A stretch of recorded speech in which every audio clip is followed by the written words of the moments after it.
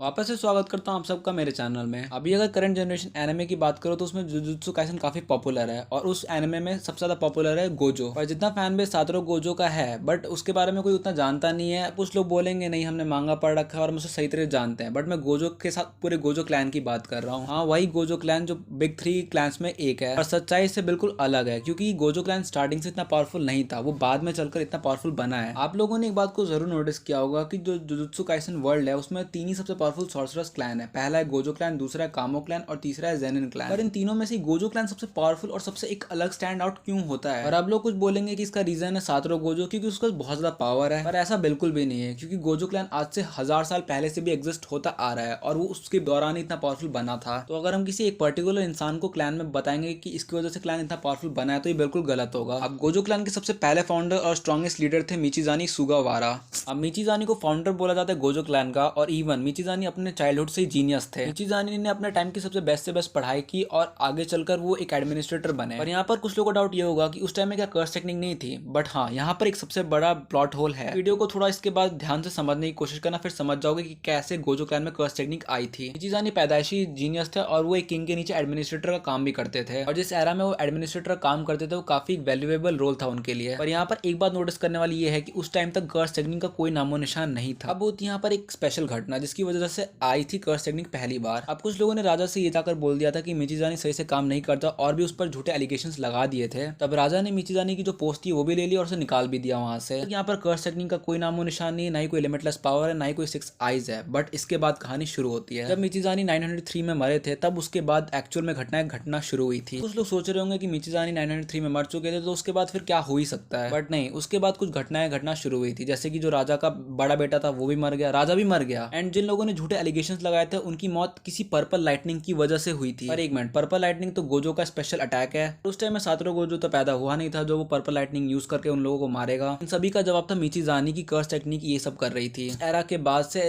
Introduce हुआ था curse technique और कर्स टूल्स को। अभी तक मैंने सिर्फ आपको यही बताया था कि मिचिजानी को कहा जाता था चाइल्डहुड जीनियसेस, पर मिचिजानी एक्चुअली में आज के करंटली सातरो गोजो से 1000 गुना ज्यादा पावरफुल है। इवन मिचिजानी का जो कर्स एनर्जी है और जो कर्स पावर है वो गोजो के बिल्कुल 1000 गुना ज्यादा पावरफुल है। एंड इवन जो पर्पल लाइटनिंग अटैक है जो आज के टाइम में सातरो गोजो यूज करता आ रहा है उसका जो फर्स्ट फाउंडर था वो मिचिजानी ही था। और इसमें कोई भी डाउट की बात नहीं होनी चाहिए कि 6 आइज और लिमिटलेस पावर को मिचिजानी ने अपने क्लैन में इंट्रोड्यूस भी किया था। मिचिजानी बहुत ज्यादा स्ट्रॉन्ग थे, इवन उनके मरने के बाद भी उनकी कर्स एनर्जी ने इतने लोगों को मार दिया। अब लोगों को काफी कंफ्यूजन रहता है कि गोजो के पास सिर्फ 6 आइज और लिमिटलेस पावर है, पर अब ऐसा नहीं है, क्योंकि गोजो क्लैन में कुल मिलाकर 3 लोगों के पास ऐसा पावर था। अब सच बताओ तो गोजो क्लैन में सबसे ज्यादा स्क्रीन टाइम में सातरो गोजो को ही मिल रखा है और इवन मांगा में भी सबसे ज्यादा उसी के बारे में बताया गया है। गोजो क्लैन में सातरो गोजो के अलावा भी 3 लोग और भी होल्ड करते हैं 6 आइज को। और जब मैं इन्हीं सब चीजों को पढ़ रहा था तब मुझे एक और बड़ा शॉकिंग चीज लगा। थोड़ा सा मैं आपको आगे बताऊंगा, पहले इस चीज को थोड़ा जोड़ते हैं। उसका मिचिजानी क्लैन आगे बढ़ने लग गया, किंगडम बर्बाद हो गया, उसके बाद फिर शुरू होता है एडो पीरियड। इस पीरियड के दौरान काफी ज्यादा कर्स टेक्निक और कर्स यूजर्स बढ़ चुके थे और इवन कुछ लोग इस पर स्टडी भी कर रहे थे, जैसे कि केंजाकू। हाँ, आपने नाम बिल्कुल सही सुना, मैं केंजाकू की बात कर रहा था। और एडो पीरियड में वो एक साइंटिस्ट की तरह काम करता था। केंजाकू को स्टार्टिंग से 6 आइज और लिमिटलेस पावर में काफी ज्यादा दिलचस्पी थी, इसलिए स्टार्टिंग से केंजाकू गोजो क्लैन के पास रहना चाहता था ताकि वो ज्यादा से ज्यादा जान सके। अब उसी पीरियड में केंजाकू के अलावा टेंजन सामा भी पैदा हुए थे। जिन लोगों ने जेजेके का सीजन 2 के स्टार्टिंग एपिसोड देख रखे होंगे उनको थोड़ा बहुत हिंट लग गया होगा कि टेंजन सामा कैसे हैं और वो क्या करते हैं। पर टेंजन सामा को 500 ईयर्स तक जिंदा रहने के लिए किसी के साथ अपनी बॉडी को मर्ज करना होता है। ये बात तो सबको पता है कि वो चीज प्योर होनी चाहिए, बट यहाँ पर एक और मैं फैक्ट बताता हूँ। ये जो मर्जर वाली आइडिया था वो केंजाकू ने दिया था ताकि वो गोजो क्लैन के बारे में और भी चीजें जान सके। अब यहाँ पर टेंजन सामा केंजाकू और गोजो क्लैन को एक चीज जोड़ती है और वो है 6 आइज। जब टेंजन सामा मरने वाले थे तब केंजाकू ने आकर बताया था कि आपको किसी 6 आइज एंड लिमिटलेस वाले इंसान के साथ अब अगर आप जुड़ जाओगे तो आप कम से कम 500 ईयर्स तक जिंदा रहोगे। तो एडो पीरियड के दौरान ही केंजाकू ने ये आइडिया दिया था मर्जिंग का, और गोजो क्लैन ने साफ साफ मना कर दिया मर्जिंग के लिए कि हम अपने आप को मर्ज नहीं करेंगे टेंजन सामा के साथ। एंड दैट्स व्हाई यहाँ पर केंजाकू का जो सबसे बड़ा प्लान था सही तरीके से जानने का वो पूरी तरीके से फ्लॉप हो गया था। उसके बाद केंजाकू में ना इतनी ताकत थी कि वो गोजो क्लैन के आगे टिक पाता और ना ही लड़ने की ताकत थी। उसके बाद केंजाकू ने बहुत लंबे समय तक वेट किया कि कोई और 6 आइज एंड लिमिटलेस वाला बच्चा पैदा होगा और वो उसके साथ एक्सपेरिमेंट कर सके। पर जब यहाँ पर केंजाकू मरने वाला तब उसने अपने दिमाग को किसी भी तरीके से कर्स टेक्निक से डेवलप किया और आगे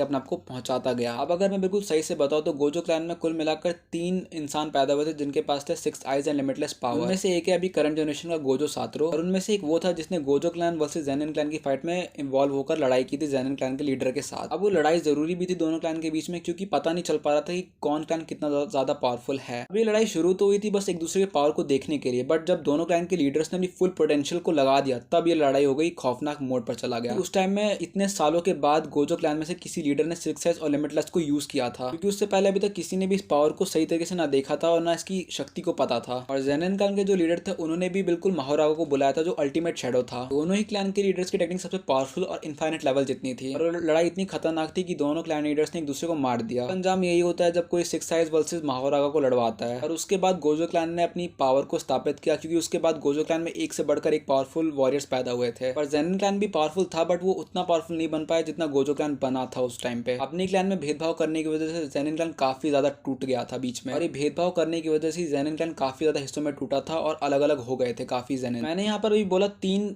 सिक्स आइज वाले यूजर्स पैदा हुए थे गोजो क्लैन में। 2 का तो मैंने बता देते थे कि कौन है और क्या किया था उन लोगों ने, और यहाँ पे स्टिल तीसरा मिसिंग है और वो अभी तक मांगा में भी नहीं बताया गया है। उसका एक छोटा सा हिंट मैं दूं यहाँ पर, एडो पीरियड के दौरान जब केंजाकू अपनी साइंटिफिक रिसर्च कर रहा था सिक्स आइज के लिए, उस पीरियड के दौरान एक ऐसा बच्चा पैदा हुआ था जिसके पास थी सिक्स आइज और लिमिटलेस पावर। और जिस बच्चे में से वो ऑरा आ रहा था सिक्स आइज का, वो डबल बता रहा था, ऐसा लग नहीं रहा था कि वो एक ही बच्चे का है। यही पॉइंट जाकर बनता है सबसे बड़ा मिस्टीरियस पॉइंट। इसीलिए सबसे बड़ा सवाल ये आता है कि क्या सच में गोजो क्लैन ने एक सिक्स आइज वाले यूजर को छुपा के रखा है, और अगर वो डबल ऑरा वाली बात सच है तो फिर इसका मतलब वो सिक्स आइज वाला यूजर है कहाँ पर। एंड स्टिल वो अभी तक मिस्ट्री और अभी तक कभी सॉल्व नहीं की गई। मिचिजानी से लेकर वॉर एरा तक उस सब में गोजो क्लैन ने अपने आप को स्टैंड आउट रखा है। गोजो क्लैन स्टार्टिंग से दिखाता रहा है क्यों इतना ज्यादा पावरफुल है, ऑल थैंक्स टू मिचिजानी। जब ज़ेनिन और गोजो क्लैन की जब फाइट खत्म हो गई थी और जब करंट जनरेशन में दिखाया भी जाता है कि एक ज़ेनिन सॉर्सरर ये बोलता है हमने बहुत कोशिश करी थी कि गोजो क्लैन के साथ हमारे रिश्ते सुधर पाए, पर अब एक्चुअली में ये चीज पॉसिबल भी नहीं रह पाई। पर अब आप लोगों के माइंड में एक सवाल आ रहा होगा, जो आज के टाइम का यंग गोजो सातोरू है, क्या वो अपने ओल्ड जनरेशन से ज्यादा पावरफुल था? अब एक्चुअली में देखा जाए तो इधर मैं बात करना चाहता हूँ उन सिक्स आइज यूजर्स की जिन्होंने उस चीज को यूज किया था। जो सिक्स आइज यूजर होते हैं उनका ऑरा बिल्कुल अलग होता है, इवन वो इतने पावरफुल होते हैं जितने